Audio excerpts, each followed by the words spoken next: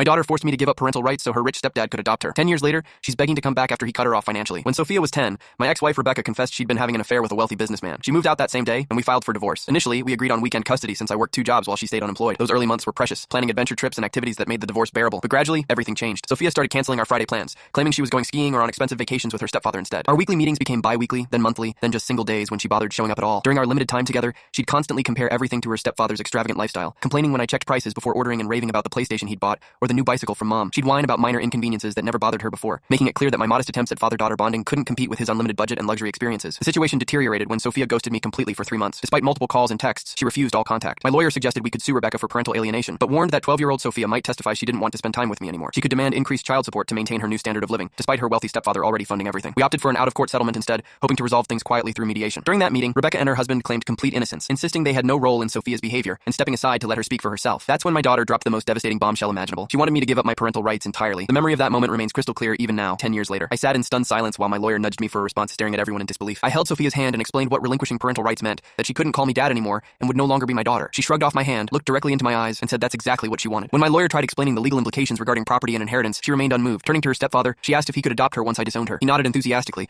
calling her darling while my world completely shattered. After losing my wife to infidelity, Sophia had been my only source of hope and purpose. I'd avoided dating for 2 years after the divorce, wanting to give her my complete attention and love. This rejection felt like the cruelest possible betrayal. My lawyer requested time to consider their demand while I struggled to think clearly. That night, I broke down completely, crying for hours in my empty house while every emotion poured out. My parents rushed over to console me, equally horrified by Sophia's demands. Even my mother's attempts to reason with Sophia failed. She remained adamant that I surrender my parental rights so her stepfather could legally adopt her. My lawyer warned that suing for manipulation would be difficult to prove and expensive to pursue, especially since Sophia had already chosen their side. Facing no viable alternatives, I reluctantly signed away my rights to the child I'd loved unconditionally. The aftermath was devastating. I lost my second job, then my primary employment, eventually moving to a different town where I wandered aimlessly for months. Recovery took 2 years of therapy, gym routines, and solo hiking trips that gradually helped me rebuild my shattered life. During one trek, I met Brianna, who had a 5-year-old daughter named Grace. When Brianna first introduced us, I broke down seeing Grace, reminded painfully of Sophia. I maintained a careful distance, terrified of getting hurt again. But when Grace asked me to adopt her on her 12th birthday, I felt overwhelmed with unexpected joy. Now I have 2 daughters, Grace and 3-year-old Riley with Brianna. Last week, returning from work, I saw a familiar face that made my blood freeze. Sophia, now 22, had grown taller and prettier, but was unmistakably recognizable. She ran toward me shouting, "Dad, I'm your daughter, Sophia. I finally found you." I looked at her with dead eyes and replied that I have 2 daughters, but she's not one of them. Before she could respond, I walked away, warning her to stop following or I'd report her to police. The next day, she appeared at my house, claiming Rebecca had died and her stepfather brought his mistress home, cutting off financial support and threatening to disown her. She begged for another chance while I listened with complete emotional detachment. I told her plainly that her problems weren't my concern and slammed the door in her face. She then manipulated my mother with tears and sob stories, convincing mom that I should reconcile for family harmony. But the pain she inflicted 10 years ago hasn't healed, and I refuse to open that wound again. During our final conversation arranged by my mother, Sophia revealed she'd been so pampered by Rebecca and her stepfather that she never finished high school, too busy vacationing and dining to focus on education. She claimed Rebecca had orchestrated the entire parental rights scheme to humiliate me publicly. When I asked what she expected from our relationship now, she immediately inquired about inheritance and financial support. The moment I explained she'd receive only love while my property and insurance would go to Grace and Riley, her enthusiasm vanished completely. She hasn't contacted us since, proving once again that money was her only motivation for reconnection.